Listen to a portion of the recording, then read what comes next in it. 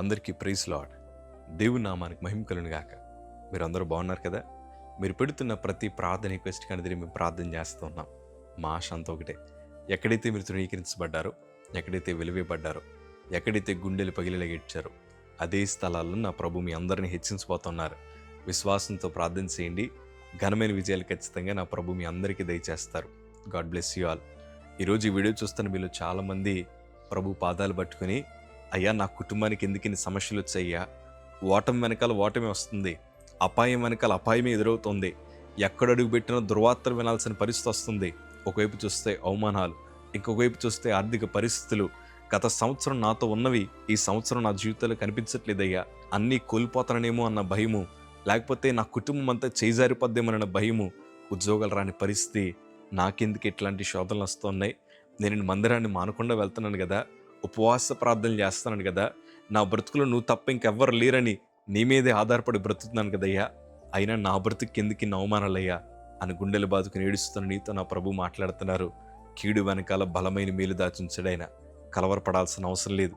ఈ శోధన కాలం మధ్యన ప్రయాణిస్తున్నప్పుడు ప్రభు దగ్గర నుంచి బలాన్ని పొందుకోవడానికి ప్రయత్నం చేయండి. దేవుని వైపు ఎదురు చూడండి. నూతన బలాన్ని నా ప్రభు అనుగ్రహిస్తారు.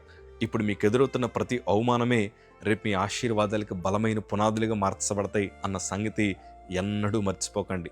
దైవజనుడిగా మేము కూడా ఎన్నో పరిస్థితుల మధ్యన ప్రయాణిస్తూ ఉంటాం. అవమానాలు జరుగుతాయి, శోధనలు వస్తూ ఉంటాయి.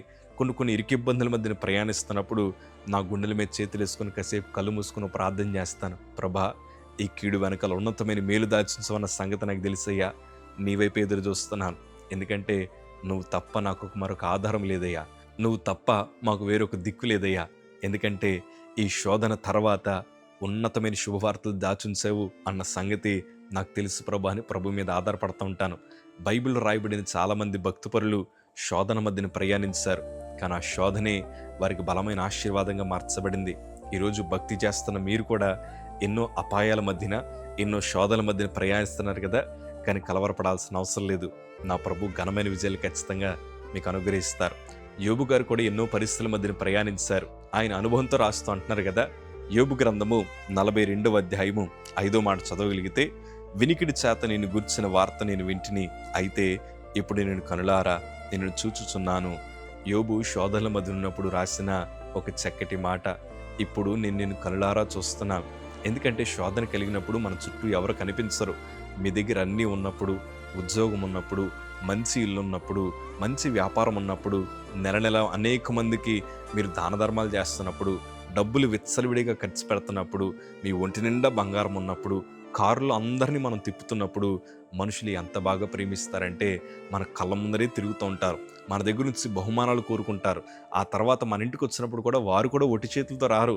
ఏ ఫ్రూట్సో, లేకపోతే చీరలో, లేకపోతే స్వీట్లు తీసుకొచ్చి మన బొగ్గల మీద ముద్దు పెట్టి అంటారు కదా, నువ్వంటే నాకు చాలా ఇష్టం, నేను చాలా ప్రేమిస్తున్నాను, మనందరం చాలా మంచి కుటుంబం అని ఎన్నో మాటలు మాట్లాడతారు. కానీ శోధన రాగానే వాళ్ళందరూ అడ్రస్ లేకుండా వెళ్ళిపోతారు. కనీసం ఒక్కసారి కూడా మనతో మాట్లాడి మన భుజం తట్టి ధైర్యం చెప్పరు. కానీ యోబు జీవితంలో అతను అంటున్న మాటని తెలుసా, ఇప్పుడు కనులారని నేను చూస్తున్నాను. శోధన మధ్యన యోబు కళ్ళ ముందర ఎన్నో కనుమరుగైపోయాయి, కానీ యోబు పక్షాన్ని ఎవరు నిలబడ్డారంటే నా ప్రభులు వారు నిలబడ్డారు.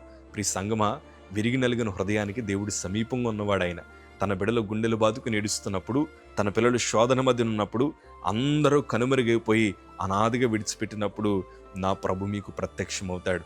ఈరోజు మీలో చాలామంది ప్రార్థన పరులుగా మార్చబడ్డం గల కారణం ఏంటో నేను చెప్పనా? శోధనే కదా మిమ్మల్ని ప్రార్థన పరులుగా మార్చింది. అపాయకరమైన పరిస్థితుల మధ్యన మీరు నడుస్తున్నప్పుడే కదా విశ్వాసాన్ని కూడబెట్టుకుని విశ్వాస వీరులుగా మార్చబడి ఎన్నో ఘనమైన సాక్ష్యాలు ఎప్పటిదాకా పొందుకుంటూ వచ్చారు. రోగాలు వచ్చాయి, ప్రార్థన పరులుగా మార్చబడ్డాం. కుటుంబాలు విడిచిపెట్టాయి, దేవుడు ఆదుకునే దేవుడని మనం విశ్వసించి ప్రభు మీద విశ్వాసం చూపించి ఎన్నో గొప్ప విజయాలు సాధించుకుంటూ వచ్చాం. ఎందుకంటే శోధన మనల్ని భక్తిపరులుగా మార్చింది. యోబు శోధనల మధ్య నడిచినప్పుడు అతడు ప్రభు యొక్క ప్రత్యక్షతను అనుభవించగలిగాడు. దైవజనమా, ఈరోజు దైవజనుడిగా నేను వాడబడుతున్నాను, కానీ నాకు కలిగిన రోగమే నన్ను ప్రార్థనాపరుడిగా, నన్ను ఆరాధికుడిగా, ఉన్నతమైన దైవజనుడిగా మార్చింది. కాకపోతే ప్రపంచం అంతా ఏమనుకుందంటే ఈ శోధన మధ్యన వీళ్ళందరూ కుప్పకూలిపోతారేమో అనుకున్నారు. యోబు జీవితం కూడా అంతే. ఈ శోధన కలిగినప్పుడు స్నేహితులందరూ ఎగతాళి చేశారు. నీ భక్తి నీకు ధైర్యం పుట్టింపదా, లేకపోతే భక్తిహీనుడి వలె ఉంటున్నావేంటని రకరకాల మాటలు, సూటుపోటు మాటలు యోబు హృదయంలో గుచ్చుకుంటున్నా కానీ అతడు మాత్రం దీన మనస్సు కలిగి ప్రభు వైపు చూశాడు. ఈ దీనుడు మొర్రపెట్టగా యెహోవా ఉత్తరమిచ్చును అన్నట్లు యోబు మౌనంగా నిలిచిపోయి ప్రభు సన్నిధిలో ప్రార్థన చేశాడు.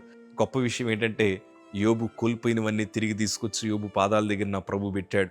యోబు చక్కటి ప్రార్థన పరుడండి. శోధన మధ్యన దేవునికి మరింత దగ్గరయ్యాడు. అనాదిగా మిగిలిపోలేదు. దేవుడికి మరింత సమీపంగా అయ్యాడు. ప్రభు దర్శనాన్ని పొందుకున్నాడు.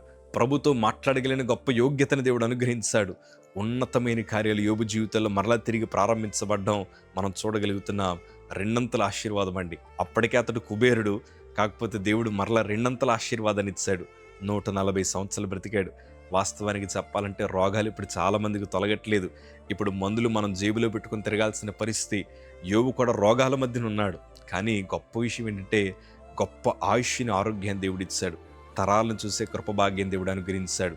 అందుకే నేను ఇప్పుడు అంటాను, కీడు వెనకాల దేవుడి మేలు దాచుంచాడు. యేసేపు జీవితం కూడా అంతే కదా. శ్రమల మధ్యన ప్రయాణం చేశాడు. కానీ చివరాఖరికి ఎవ్వరూ ఎక్కలేనంత ఉన్నతమైన సింహాసనంపైకి దేవుడు ఎక్కించాడు. అందుకే భక్తులందరూ శోధన మధ్యనే దేవునికి మరింత దగ్గరయ్యారు.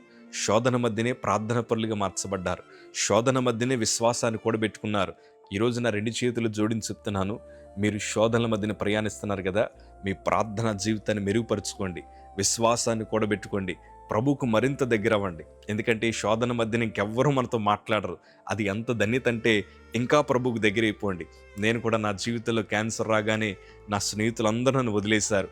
నేను అప్పుడు 2014 స్టూడెంట్ చేసి కన్వీనర్గా చేశాను. ఎప్పుడైతే నేను నీరసం అయ్యి మంచం మీద పడ్డానో నా పదవిలో మరొకరు నిలబెట్టారు. నా స్నేహితులందరూ వాడి వెనకాల తిరగడం ప్రారంభించారు.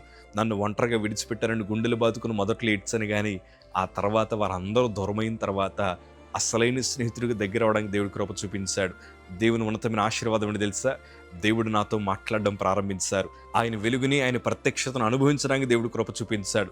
ప్రభు నాకు చూపించిన మొట్టమొదటి దర్శనం ఏంటంటే, కొన్ని లక్షలాది మంది ప్రజల మధ్య నిలబడి అన్ని నామముల కంటే పైనామం యేసునామనే పాట పాడడం దేవుడు చూపించాడు. అప్పటికి నా పరిస్థితి ఎట్లా ఉందంటే, నోరు తెరిస్తే రక్తపు వాంతులు, చేతులు బలహీనపడ్డాయి, శరీరం అంతా కృంగిపోయింది, నిలబడితే ఎముకలు విరిగిపోయేంత పరిస్థితులు. అట్లాంటి స్థితిగతుల మధ్యన మా తల్లి నాతో అన్నమాట, దేవుడు మాటిస్తే ఎన్నటికీ మాట తప్పడయ్యా, కీడు వెనకాల దేవుడు మేలు దాచుంచుతాడు, నువ్వేమీ దిగులు చెందాల్సిన అవసరం లేదు, నువ్వు ప్రభు మీద ఆధారపడని ఈ విశ్వాసపు మాటలు నాకు చెప్పగా ప్రభువుకు మరింత దగ్గరయ్యాను. క్రొత్త నిబంధన 4.5 నెలల్లో పూర్తి చేశాను.